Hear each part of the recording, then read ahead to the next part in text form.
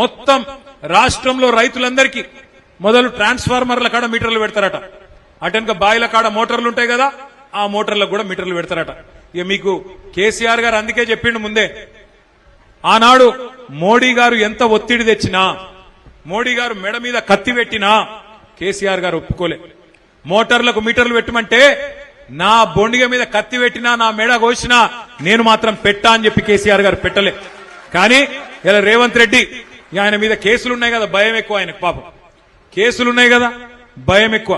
అందుకే మోడీ చెప్పంగానే, మోడీ తానా అనగానే తందానా అన్నాడు. నిన్న కేబినెట్ లా నిర్ణయం తీసుకున్నాడు, మోటార్లకు మీటర్లు పెడతాడట.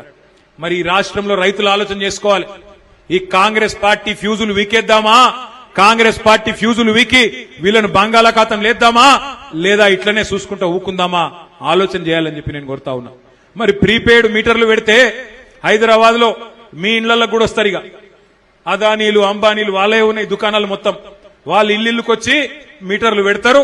మళ్ళా ఓ దిక్కు ఫ్రీ కరెంట్ అంటారు, ఇంకో దిక్కు ఉచిత కరెంటు ఉత్త కరెంట్ అవుతుంది, మొత్తం మళ్ళా బతుకు ఆగం అవుతుంది.